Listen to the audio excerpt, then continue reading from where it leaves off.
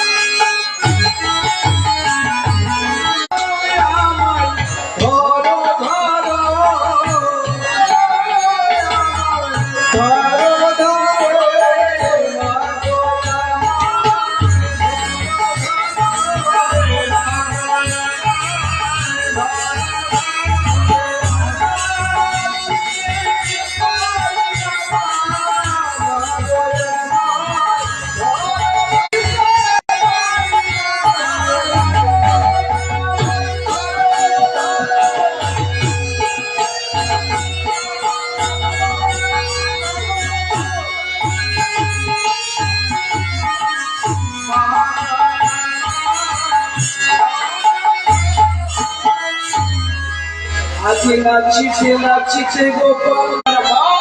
যশোদা মার সেই রোহিণীর শেষে কি হয়েছিল গোপাল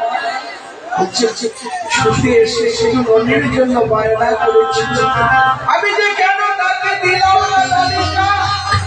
আমি নৃত্য করিতে বলেছিলাম, আজ আমার ছেলে ছুটে গেল আমার গোপাল।